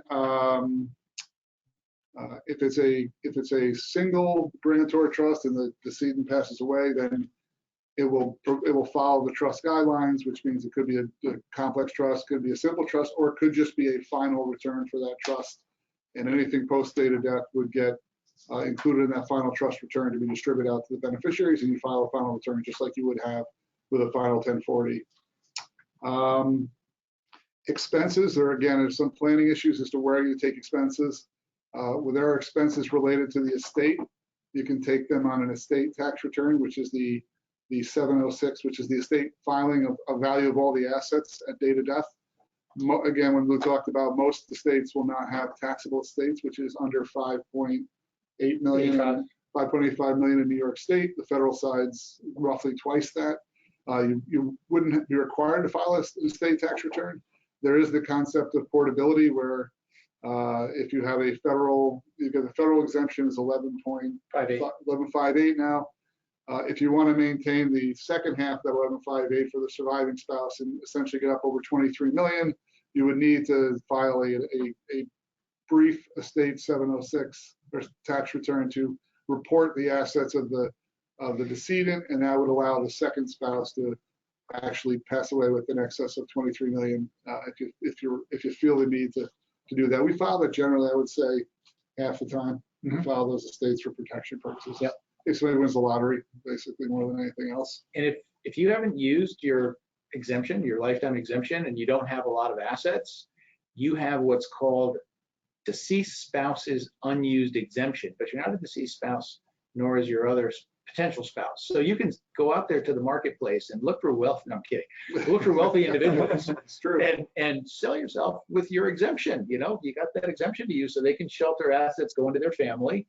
And this is a joke when they enacted the law. Right, as people were talking about. Yeah, all the witty law professors came up with all the I'm sure there's an app for that. teaching this. Yeah.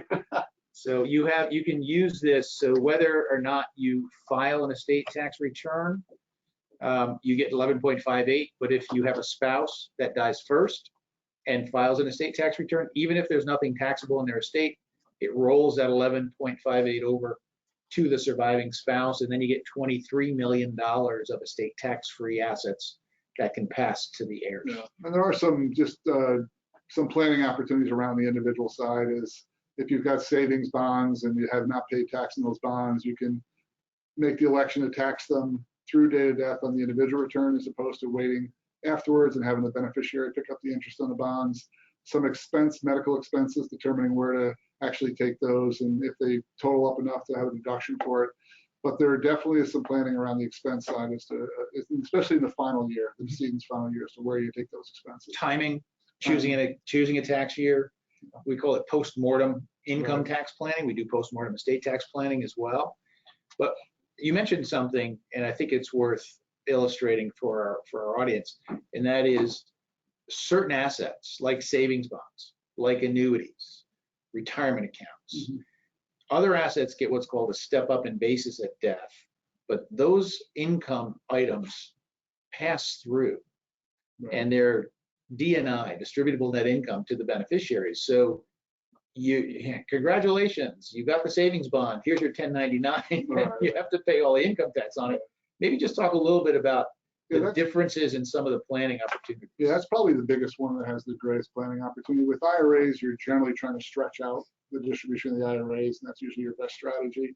But with savings bonds, most people, especially now, people have had savings bonds for 40, 50 years. And let's say someone were to pass away today. So they have pension income, minor amount of investment income, it's only March.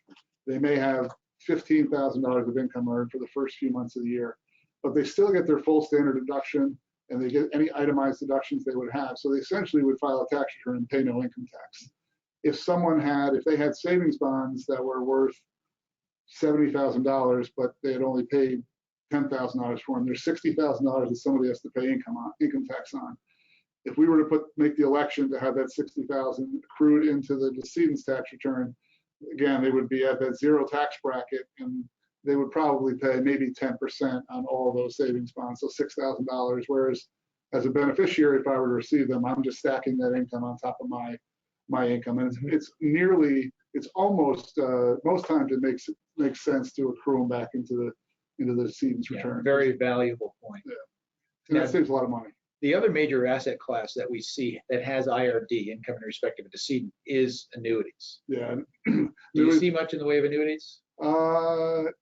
Yeah, works the same way pretty much. A lot of times what happens from our standpoint, and this is a good point, is we don't get the choice for that because it's often happened before we decide, hey, this is what you should be doing, and then we'll get a 1099 sometimes a year later. So if someone passes away now, someone will show up in my office with the 1099, had already filed their to the beneficiary.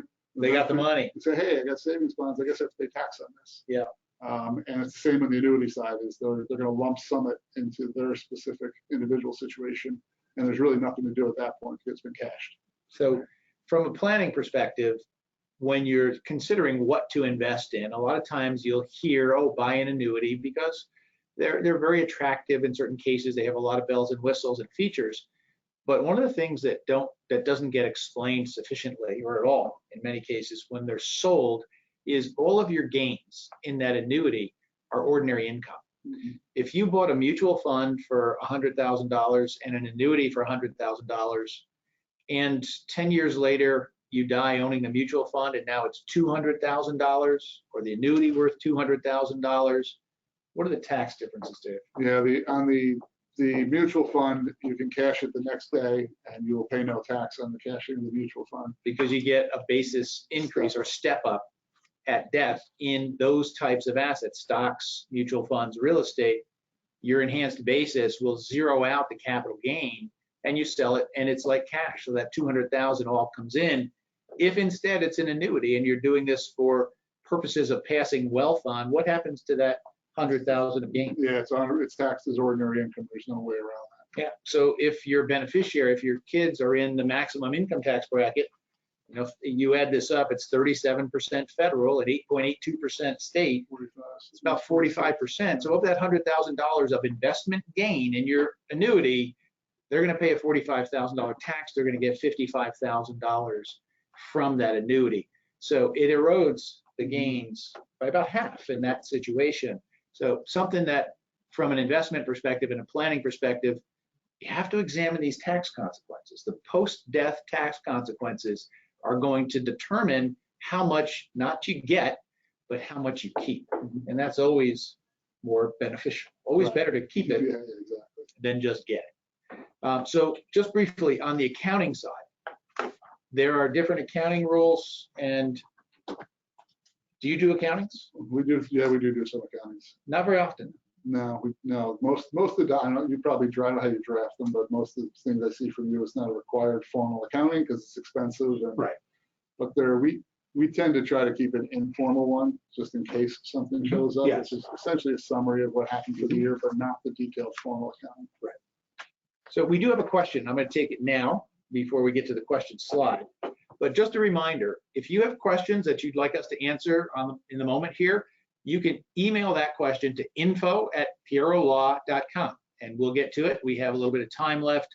And the question that came in, is a testamentary trust always a complex trust? If so, must it stay that way? Dave? No. It's not always a correct. It could be a simple trust. Sure. Or a complex trust. So the difference, again, just so you know, is a simple trust requires income distribution. So if you mandate that income be paid out, then all that income is going to be paid out and it's going to be taxed to the beneficiary.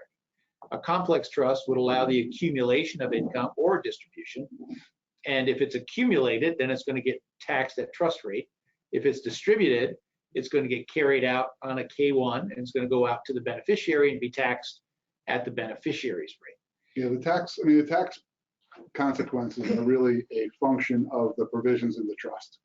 So you have to read the trust to figure out what actually are the tax consequences. So the other part of the question, can a testamentary trust be changed? Does it have to stay the way that it's drafted? And the answer is it can be changed, provided it's drafted properly by a trust protector. So a trust protector can modify the terms of a trust, even a trust created by will, which obviously means that you're deceased. So a testamentary trust cannot be a grantor trust, but it could be simple or complex. That could be changed by a trust protector. There are other ways to change trusts that are a little bit more complicated, but if you get, again, the consent of all the beneficiaries, you can actually modify that trust and change the terms. So trust modification is something that does come up because not all trusts are drafted properly. A lot of times circumstances change. So it is necessary in certain cases. And we have a variety of tools in the toolbox to modify trusts, even those that are irrevocable, even post-death. So again, any questions you have, send them in. The next slide is going to talk about something that we have here at Pierre O'Connor & Strauss. And our law firm has been utilizing this system for about 16 years now. For those clients that want to make sure that their plan stays tight, that their assets are well monitored, that their documents are well monitored, and that they have access to all of those things, we have what we call a lifetime maintenance system. And the professional advocates lifetime maintenance system we refer to as PALMS. If you're a PALMS client of our firm, you have all of your documents and all of your data and information put into a private, secure, fully encrypted website where you can access that information and your documents 24/7. We maintain that site for you. We meet with you on an annual basis to review all of your information, to look at changes in your own circumstances, changes in the law, and Lord knows we've had a lot of those and we'll have a lot more, and also to look at things that you may want to accomplish based upon your current situation. We meet annually, we have our PALMS annual meetings, and we go through page by page all of your assets, all of your holdings, all of your family information, your advisors. We usually invite your accountant and your financial professional to that meeting so that you have a team working for you year to year to make sure your plan stays current and that it's most effective. We have our PALMS program in your materials. I think it's exhibit number 9, or form number 9. There is a PALMS agreement, and this lays out the terms of our PALMS program, what you get. You also get access by phone. And if you ever called a lawyer's office and you got a bill and you say, oh, I talked to them for 20 minutes and I got a bill for $180, depending upon what hourly rate your attorney is charging. We build into our annual maintenance program 2 hours of telephone time without you getting any hourly charges. So it's the annual meeting, the maintenance of your plan online in a private, secure website that you access 24/7 from anywhere in the world, and the 2 hours of telephone time. That's our annual PALMS program. The cost of that program, which hasn't gone up in many, many, many years, is $850. So with that, I want to introduce our next workshop. And again, we're going to be doing this, hopefully, God willing, Aaron. Yes. We're going to be doing this live again. And our next venue is the lovely Schuyler Meadows Club in Loudonville, New York. And that's going to be Wednesday, June 17th from 6 to 8 p.m. I'm pretty confident we'll be back in business by then. So, and again, we're open for business now. We are not closed, unlike a lot of offices. So if you'd like to schedule a consultation, you can always do that by emailing info@pierolaw.com or calling the office. And we hope to see you. And if you have any friends, neighbors, anybody you know that might benefit from the Trust Administration Workshop, we'll be back on June 17th from 6 to 8 p.m. at Schuyler Meadows Club. And they can always sign up right on our website, which is pierolaw.com. Go to the events tab. So we questions? Do have a couple of questions. I'll take the first one. All right. The question is, what is the benefit, if any, to long-term care insurance as related to trusts? Okay. We see a lot of benefit in having a long-term care insurance policy. It's going to give you a lot of flexibility, and none of us really know what the Medicaid program is going to look like in the future, but it's probably going to be different in 10 years or 15 years or however long it takes for you to get there. The long-term care insurance is going to allow you to have more access to caregivers, especially in your home and on a limited basis, and gives you flexibility to do a revocable trust and maintain control of your assets right up until the moment that you can't be. But we are big advocates for having those policies if they work for you. Right now, right here in Albany, there is a group that's been assembled called the Medicaid Redesign Team, Part 2. It's the second one. They did one about 6 years ago. And what the Medicaid Redesign Team is looking for are ways to cut the Medicaid budget. We have a $6 billion, this is pre-coronavirus, we had a $6 billion budget deficit that they were trying to plug, finding creative ways to cut Medicaid. And we looked at several of the ways, and there are onerous provisions that are being talked about. We don't know what's going to be enacted. When you look at long-term care, there are only 3 ways to pay. You're either going to pay out of your own pocket, you're going to use these insurance policies to pay privately, or you're going to rely on Medicaid. If you're relying on your own pocketbook and your own income and assets, the cost of a nursing home in the Capital District is right now running at about $16,000 per month on average. There are more. We have some at $17,500. We have some at $14,500. But on average, it's about $16,000 per month. If you do the math, you'll see that we're approaching $200,000 per year for nursing homes. Home health care can be more expensive. If you need 24/7 care and you can find the right caregivers, you're going to pay an agency about $30 an hour for home health care. Do the math, 24/7, 365, about $250,000 per year. And we do have clients paying that who can afford it, but not many people can. The program that does pay for long-term care, whether it be home health care or nursing home care, is Medicaid. But for those of you who are listening who are 60, 61, when are we going to need long-term care? The likelihood is, odds are, 20 plus years from now. What will Medicaid have left based upon the demographics, the population, and the budgets? So having private insurance, whether it be a traditional long-term care insurance policy, whether it be a life insurance policy with a chronic illness rider, or whether it be a hybrid policy which covers both long-term care and provides a death benefit, if you want to get personal coverage, private coverage, and hedge your bet against long-term care, when's the time to do that, Aaron? Now. You can't tell me that next week you won't contract coronavirus or have some other illness that's going to make you uninsurable so that you can't even buy the policy, and it will never get less expensive for you. So if you want to insure that long-term care risk, contact an insurance professional, your financial advisor. If you need a reference, give us a call or email us. We'd be happy to give you some references. But you need to talk about this and think about this, and not only do that, but do it before that opportunity slips away. So long-term care insurance, that's my take. Like Fareed Zakaria, that's my take. And so some other questions. When I die with a grantor trust, do my kids have to pay fees to move it to a complex trust? I noticed you gave me that question. And the answer is yes. You need to get tax identification numbers. You need to create new accounts. We need to do something called receipt, release, and refunding agreements. But those documents are all private. None of them go to court. And the fee differential between having a full probate estate versus a trust administration, our experience is you pay about 1/3 of the cost to administer a trust as you do to administer a probate estate.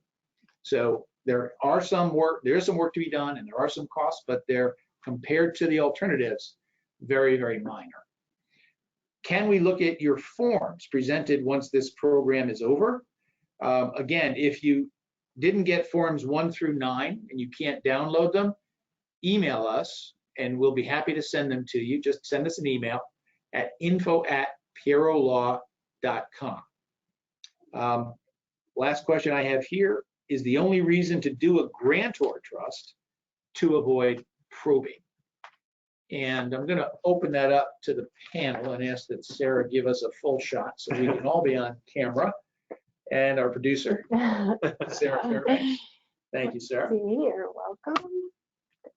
So again, if you go back to one of the very, very early slides and you look at the different types of trusts, living trust, testamentary trust, irrevocable, revocable.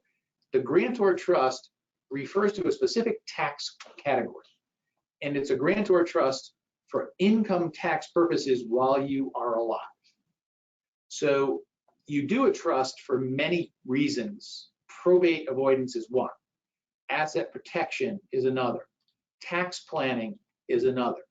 So the trust planning is done for all of those substantive reasons, but David, for tax purposes, a grantor trust is generally the most favorable while you're alive and not available when you're dead. Right. Yeah, I agree. Again, pass-through taxation, and it doesn't complicate the structure. Nothing has really changed from that standpoint. And I think that generally what we see is, the revocable trust is essentially a no-brainer, in my opinion. It replaces the will, and it's just it's a starting point. And that, again, with a revocable trust, nothing really changes other than the titling of the assets. So the questions being referred to probate, and that seems to be the way, at a minimum, Yeah. that piece of it. I mean, a revocable trust allows you to do many things if that's the question, right? Right. So it allows you to create downstream trusts outside of a court supervision, gives you great incapacity protection. And it makes things easier than having a power of attorney who has to track down where your assets are, file a power of attorney, wait sometimes a couple of weeks before that gets legal review, and then try to do things. The holding tank that the revocable trust is for all assets really allows for seamless management, either for incapacity or when you pass away. Yeah. This applies to everyone. So if you want your assets to be secure while you're alive, managed properly while you're alive, used for only the beneficiaries that you intend while you're alive, then a living trust, a revocable living trust or irrevocable living trust is your best bet to make sure that gets accomplished. Powers of attorney are necessary, but they're not your best avenue to plan for periods of incapacity. The trust will be. That's especially true for a business owner. Yes. If you own a business and you want to make sure that that business has continuity, we have a client that owns a business and they had very unfortunate event occur when they went in for a routine surgery and ended up basically in a coma. What if that happens to you? What happens to your business? Unless you've planned it, strategized, and you have a team in place to take that business over and run it so that your family can get the value of that business, you don't have a plan. A revocable living trust is the best bet for a business owner to have a contingency plan in place. If they can no longer manage their estate, manage their business, then you have the next trustees in line take over on your behalf. David, any final words?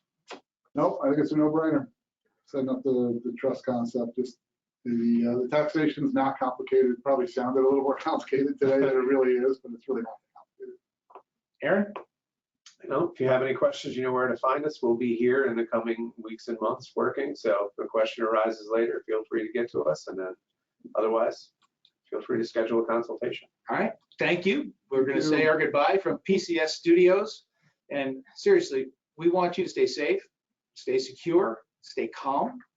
We will get through this crisis. Our firm is here. Dave is here. We're here for you. If you need anything, call us and we'd be happy to oblige. Have a great day and be safe.